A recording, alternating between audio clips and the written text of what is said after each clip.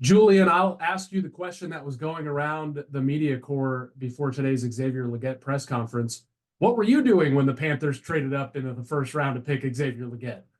Well, I was wide awake, Nick, ready to go live on Locked On Panthers, as the folks can see behind me. And I was fully prepared to talk about what the Panthers should do with the 33rd pick.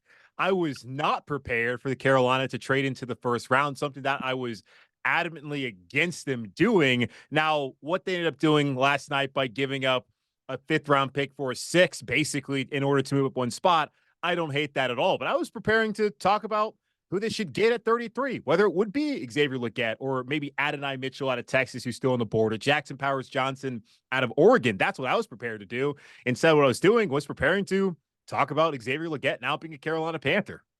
What about the whole aspect of the fifth-year option coming into play and moving up one spot into the first round and having that team control and some cost control over a player that they obviously think will get to that point? That's the only logical reason why you're going to move up from 33 to 32. Again, the compensation effectively exchanging a fifth for a six, it's not that much. They're moving down, 41 spots, I believe, from where they were to where they're going to be, or I guess it's 59 because they're moving from 141 to 200. So they're moving down 59 spots. And now it's more of a seventh round pick than a sixth round pick, but still, it's not much at all in order to get up there. And it is the second time we've seen this offseason Dan Morgan go on to a friend of his in the past in Buffalo, Joe Shane in New York with the Giants, to the Brian Burns trade. Now Brandon Beane, who was here in Carolina as the assistant general manager once upon a time, and he was up there underneath him in Buffalo. He's gone to a former friend to get a very favorable deal to get in a better spot in a draft or get rid of a player and get some good compensation. So it's not crazy at all. It's the only logical reason you would do it. I don't know how much I necessarily value the fifth-year option. The player has to perform for that to matter at all. We saw CJ Henderson not have his option exercised a year ago. Now, he's not a player the Panthers drafted. Derek Brown is a player the Panthers drafted. He got his fifth-year option. Jaycee Horn, as we saw on Friday, got his fifth-year option picked up. Same thing with McCaffrey back in the day, DJ Moore, Brian Burns. They've been fairly consistent taking on the guys that they drafted in the past. But the player has to perform for that to matter at all. But it is nice to have the flexibility considering how these receiver deals have really exploded over the last couple of seasons. What about the player himself? I mean, Xavier Legette seemed to be one of about 5 or 6 guys that would be at that back end first round, top end second round range. Why do you think the Carolina Panthers were so focused on him? And who else may you have wanted in that spot? Yeah, we spent a lot of time, it feels like, talking about Ladd McConkey from Georgia, Adonai Mitchell from Texas, Xavier Worthy also from Texas, Xavier Legette, of course, who's here in Carolina, and Keon Coleman from Florida State. It felt like one of those 5 guys was going to be a Panther, and Dan Morgan admitted that they liked some guys that went early on the draft. I imagine Xavier Worthy, who went to Kansas City, and maybe the shocking trade of the night on Thursday between KC and Buffalo. That's something they might have wanted to land on at 33. I think they take Legette based off of really what he's able to do this past season. He has the size, the speed. It seems like now the maturity, as he is 23 years old, to come in and be an immediate contributor. I was very weary of that selection because for 4 years at South Carolina, he effectively did nothing.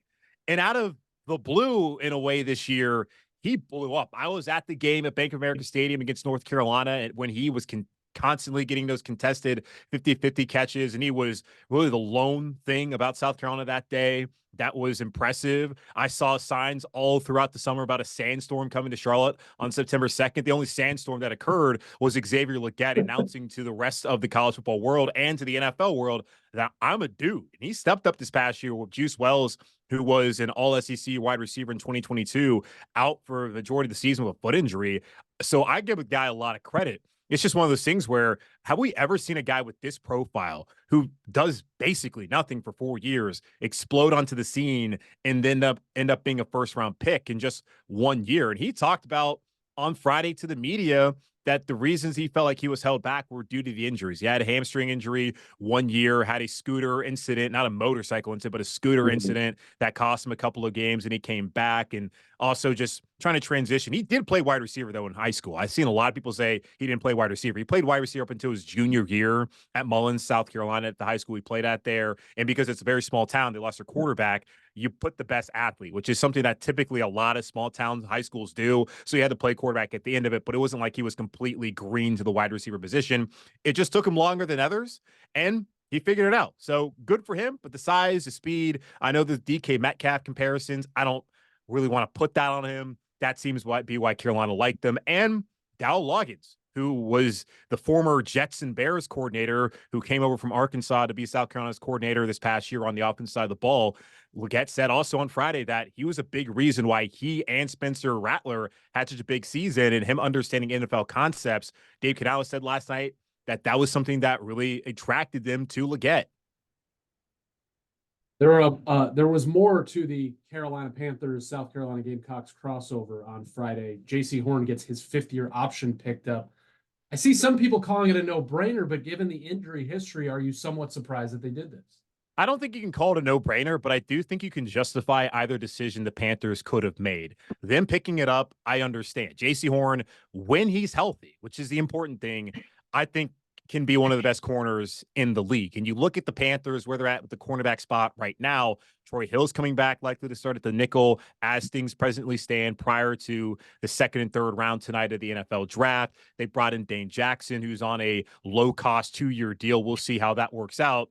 They don't really have anyone you can look at long-term as being that guy. So just looking at the precarious situation, makes sense to bring in Jaycee Horn for at least guaranteed 2 more years, and that he's a good player. Like, if you're going to take the risk on someone who has missed 29 out of possible 51 games, you want to risk it on someone like Jaycee, who by all means has done all the right things as a teammate in the community, has not been an issue, and has been a good player. But on the other side of things, it's tough to give $12 million to someone who has only played in 22 games and has yet to play even 15 games in a 17-game season.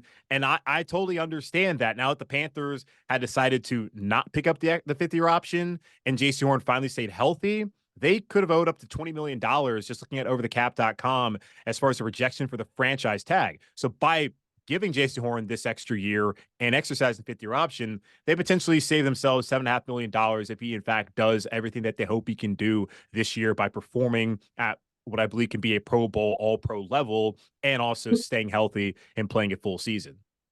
Excuse me. Carolina has the 39th pick. That's pick 7 in round 2, and they have the 65th pick. That's the top pick of the 3rd round. What do you think they're looking at tonight, and what kind of trades might make sense to Dan Morgan tonight? It really depends on, as far as the trade front, how far back they'd have to go in the 2nd round. I don't think you want to get out of the top 50. You still want to find someone who can come in and be an immediate contributor for Carolina. That's what Jonathan Mingo was for them last year, even if he didn't have the kind of contribution a lot of people had hoped. That's what you want to get out of your 2nd round pick. As far as position, I looked at it going to the draft that wide receiver needed to be the first selection, and they've done that by trading up to get a Xavier Legette. After that, I've been looking at center and at corner. I understand that Austin Corbett is a veteran. He talked about earlier this week that he talks too much to be a center. I appreciate that leadership. He's also stepping into a role that he's only played once in his career, and that was back during OTAs a couple seasons ago in Los Angeles with the Rams. He's never played in a regular season game as a center, and he's also coming off of back-to-back knee injuries in the same knee. So there are concerns there. I would like to find a long-term center in Carolina. We've seen since Ryan Khalil left and then went to the Jets for that single season, the Panthers have tried Matt Paradis, didn't work out. Pat Elflein did not work out. Bradley Bozeman worked until it didn't. Now they're going to go out and try Austin Corbett. The best way to find a center is via the draft. So the Panthers, I feel like, need to be looking at someone like a Jackson Powers Johnson out of Oregon, who's still available. Zach Frazier out of West Virginia. He would also make a lot of sense for them. Or they could go corner. I think they need some size on the outside. TJ Tampa out of Iowa State, someone who I really like. That could make sense. They want to go look at a corner potentially who can come in and be in the slot in the nickel in the slot position. Mike Sanderstill out of Michigan would make a lot of sense for them. Andrew Phillips out of Kentucky as well. There's Max Melton out of Rutgers. There's a lot of nickel guys, not too many of those outside players who could be pretty reliable potentially down the road for you, like a TJ Tampa. So I think that's the way that they could be looking tonight as far as what I believe are the main needs they have heading into night 2 of the draft.